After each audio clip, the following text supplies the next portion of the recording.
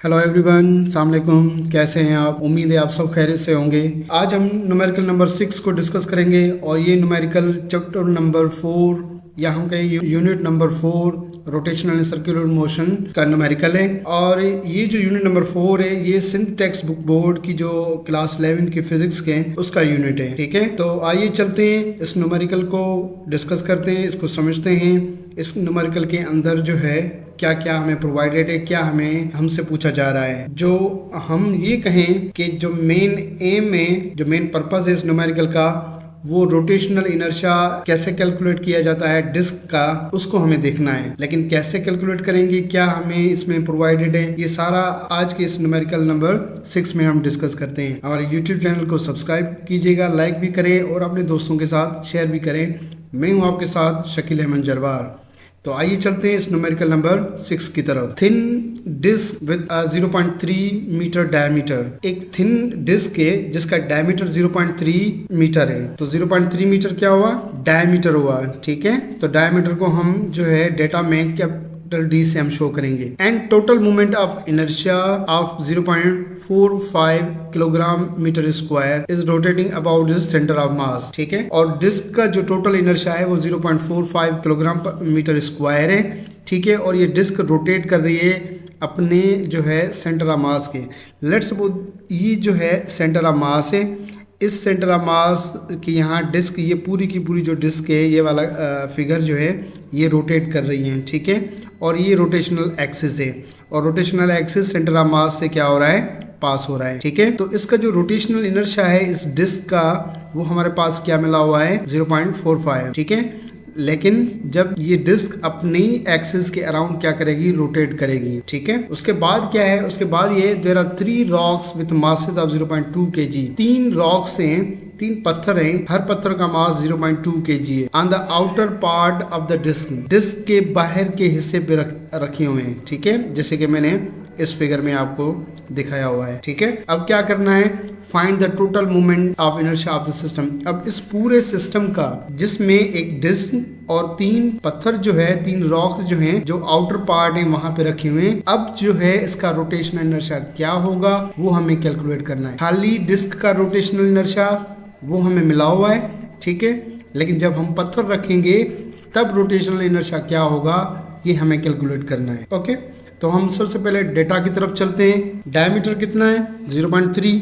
और centre of मास से जो रोटेशनल इनर्शिया कितना दिया हुआ है? ये वाला हमारा, ये वाला 0.45 दिया हुआ है। मास ऑफ ईच रॉक कितना है? 0.2 kg। तो 3 रॉक्स का टोटल मास कितना होगा? तो 3 को 0.2 से मल्टीप्लाई करेंगे तो 0.6 हमारे पास आंसर आएगा। अब हमें रोटेशनल इनर्शिया आए इस पूरे सिस्टम का फाइंड आउट करना है इस वाले केस में, जहाँ पे ये 3 रॉक्स जो है outer part of the disc के ऊपर रखे हुए हैं, वहां पे टोटल रोटेशनल इनर्शिया क्या होगा ये हमें कैलकुलेट करना है। ठीक है, तो सबसे पहले हम इस डिस्क का मास चेक करेंगे। ठीक है, मास कितना होगा वो हमें लेना है। ठीक, क्योंकि जब डिस्क का मास पता होगा फिर इन तीनों रॉक्स का मास हमें पता है इधर से, तो 3 को सम करके हम रोटेशनल इनर्शिया ये कैलकुलेट कर सकते हैं। ठीक है, लेकिन पहले हमें सिर्फ और सिर्फ डिस्क का मास चेक करना है कि डिस्क का मास कितना है। तो उसके लिए हम लिखेंगे rotational inertia about the centre of mass of disc is ICM = mr²।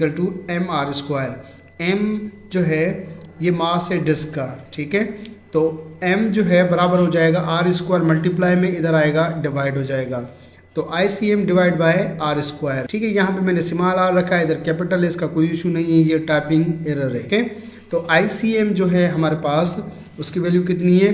0.45 हमने रखी। और r², r जो है इस डायमीटर का हाफ, मीन्स r जो है = d/2। जो d कितना है? 0.3। ओके, डिवाइड बाय 2, तो आंसर आएगा 0.15, ये आंसर आएगा।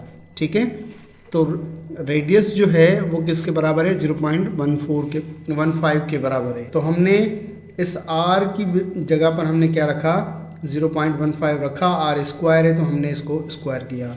ओके, तो मास हमें कितना मिला? 20 kg।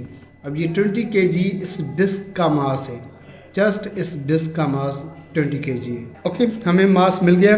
इस डिस्क का मास कितना हुआ? सिर्फ डिस्क का जो मास है वो है 20 kg।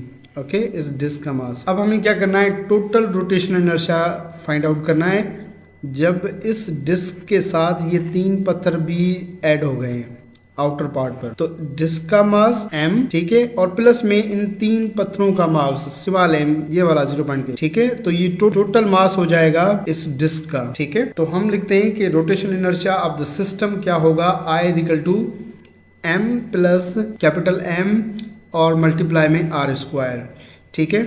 तो I इज इक्वल टू ये m स्मॉल m, ये इन 3 पत्थरों का मास, और प्लस में ये कैपिटल M, ये इस डिस्क का मास जो कि हमें ये 20 kg मिला। और R जो है ये क्या है, R जो है ये जो एक्सिस ऑफ रोटेशन से लेकर इन पत्थरों तक जो परपेंडिकुलर डिस्टेंस है ये वो वाला है, ठीक है। तो हम क्या करना है, हमें वैल्यू पुट करनी है। M की वैल्यू 0.6 है, ठीक है, और इस कैपिटल M की 20 kg और R 0.15। मैंने आपको बताया कैसे निकलेगा, ये डायमीटर का हाफ। तो ये डायमीटर है, इसको क्या करना है, हाफ करना है, 2 से डिवाइड करना है, तो 0.15 आंसर आएगा। R स्क्वायर है तो आपने इसको स्क्वायर कर दिया, ठीक। तो अब हमें क्या करना है, I is equal to 0.6 plus 20 हो जाएगा 20.6, और जब इसका स्क्वायर निकालेंगे तो 0.225 आएगा। इनको दोनों को मल्टीप्लाई करेंगे तो हमारे पास आंसर आएगा 0.463 किलोग्राम मीटर स्क्वायर। अब इस आंसर को हमें बुक के आंसर से कंपेयर करना है। तो हमने ये देखा कि हमारा आंसर बिल्कुल क्लोज है इस बुक के आंसर से, इसका मतलब है हमारी कैलकुलेशन बिल्कुल ठीक है। आपको समझ में आ गया होगा कि किस तरह से जो है एक डिस्क का जो है रोटेशनल इनर्शिया फाइंड आउट करना है। लेकिन तब जब उस डिस्क के ऊपर जो है हम एक 3 पत्थर रखते हैं और फिर जो है वो डिस्क का जो रोटेशनल इनर्शिया कितना होगा, वो 0.463 हमें मिला अकॉर्डिंग टू डेटा। तो आई होप ये लेक्चर आपको समझ में आ गया होगा। अगर किसी भी किस्म की कोई कंफ्यूजन है तो कमेंट बॉक्स में आप पूछ सकते हैं। अपना बहुत सारा ख्याल रखिएगा। Thank you very much. अल्लाह हाफिज़।